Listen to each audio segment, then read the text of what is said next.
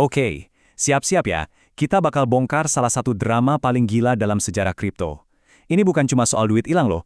Ini tentang gimana platform yang paling kamu percaya bisa ngecewain kamu cuma dalam hitungan menit. Dan yang paling penting, gimana caranya biar kamu nggak jadi korban selanjutnya. 40 miliar dolar.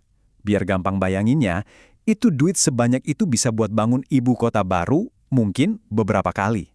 Tapi dalam semalam, duit segitu lenyap. Bukan cuma harga asetnya yang anjlok, tapi akun jutaan orang dikosongin paksa. Abis, ludes, gitu aja. Pasti kamu mikir kan, gimana ceritanya exchange yang katanya paling gede, paling canggih, paling aman sejagat raya bisa hancur separah ini? Nah, yuk kita telusuri bareng-bareng. Sebelum kita masuk ke bagian bencananya, kita harus kenalan dulu sama siapa pemain utamanya. Jadi, sebelum hari nahas itu, ada satu nama yang jadi rajanya dunia kripto, Binance. Pokoknya mereka itu ada di puncak piramida deh. Coba deh lihat angka-angka ini. Binance itu nguasain hampir 1/4 pasar sendirian. Jauh banget ninggalin pesaing-pesaingnya. Mereka punya semua yang dibutuhin. Duitnya banyak, ekosistemnya lengkap, dan yang paling penting, kepercayaan dari jutaan pengguna. Kelihatannya sih too big to fail, ya kan? Ternyata, anggapan itu salah besar. Dan disinilah drama yang sebenarnya dimulai. Hari di mana pasar kripto itu benar-benar banjir darah. Gak perlu waktu lama, cuma beberapa menit aja dan semuanya langsung porak-poranda. Ingat-ingat tanggal ini, 10 Oktober 2025. Orang-orang nyebutnya Black Friday-nya dunia kripto. Apa pemicunya? Ternyata perang dagang antara Amerika dan China yang tiba-tiba makin panas.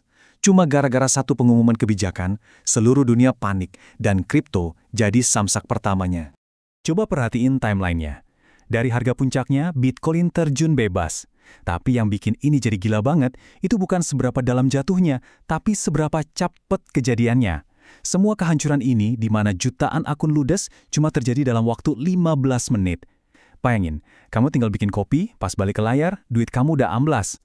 Oke, emang sih semua exchange juga ikut anjlok. Tapi apa yang terjadi di Binance itu beda level. Dengerin ya, ini bukan sekedar pasar yang lagi panik jual, bukan.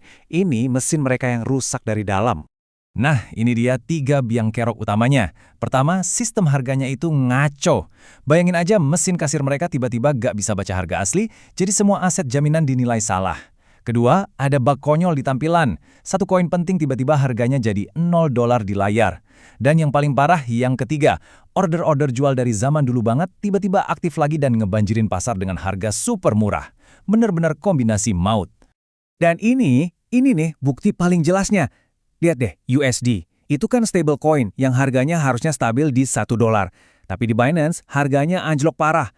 Anehnya di exchange lain, harganya adem ayem aja di $1. Ini menunjukkan kalau yang sakit itu ya sistem internalnya Binance. Dan inilah yang memicu likuidasi massal jutaan orang. Hasilnya, lebih dari 2 juta akun dikosongkan secara paksa. Dan ingat, ini bukan cuma angka di layar. Di balik angka ini ada 2 juta orang, 2 juta keluarga yang mungkin tabungannya, investasinya, ya hilang gitu aja. Semua gara-gara sistem yang mereka percaya ternyata gagal total. Setelah semuanya ancur-ancuran, semua orang nuntut tanggung jawab. Akhirnya, Binance ngumumin bakal ada program ganti rugi. Wah, kedengarannya bagus dong. Tunggu dulu. Cara mereka ganti rugi, itu yang malah bikin orang makin emosi. Ini rumus resmi dari mereka. Kelihatannya sih adil-adil aja ya. Ganti ruginya dihitung dari selisih harga. Tapi, disinilah letak permainannya. Jadi gini masalahnya, kamu itu kena likuidasi pas harga ada di titik paling rendah. Tapi, Binance ngitung ganti ruginya pakai harga pas pasar udah mulai naik lagi. Artinya apa? Duit ganti rugi yang kamu terima itu jauh lebih kecil dari kerugianmu yang sebenarnya. Dan yang lebih parah lagi, buat kamu yang udah pinter pasang pengaman stop loss tapi sistemnya error, kamu nggak dapat ganti rugi sama sekali, 0 besar. Dan jelas aja, orang-orang ngamuk di sosmed. Kutipan ini tuh mewakili jeritan hati ribuan orang yang ngerasa dikhianatin. Mereka rugi bukan karena salah strategi trading, tapi karena rumah yang mereka tinggali ternyata fondasinya keropos. Oke, cukup soal mimpi buruknya, sekarang kita balik ke kandang, ke Indonesia. Ada kabar baik nih, karena di sini kita sekarang punya bodyguard baru yang lebih galak, OJK. Dan aturannya benar-benar mengubah segalanya.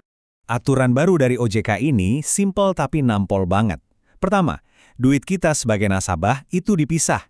Jadi, exchange nggak bisa seenaknya ngutak-atik uang kita. Kedua, exchange wajib punya modal segunung, minimal 1 triliun rupiah, biar nggak gampang goyang. Ketiga, sistem mereka wajib diaudit tiap tahun. Jadi nggak ada lagi yang bisa main petak umpet. Jadi, kalau mau main aman, di mana dong? Nah, ini beberapa benteng lokal yang udah dapat lampu hijau dari OJK. Ada toko kripto, Indodax, sama Pintu. Masing-masing punya kelebihan sendiri. Intinya, satu, pilih yang udah jelas ada stempel OJK-nya. Itu langkah pertama yang paling dasar. Oke, setelah dengar semua ini, pasti kamu nanya, terus gue harus gimana? Tenang, gue kasih 3 jurus simple tapi ampuh buat ngamanin aset digital kamu. 3 hal ini wajib kamu ingat. 1. Jangan pernah taruh semua telur dalam satu keranjang. Sebarin aset kamu di beberapa exchange. 2. Kalau buat investasi jangka panjang, tarik asetnya ke dompet pribadi kamu sendiri. Ingat mantra sakral di dunia kripto. Not your keys, not your coins.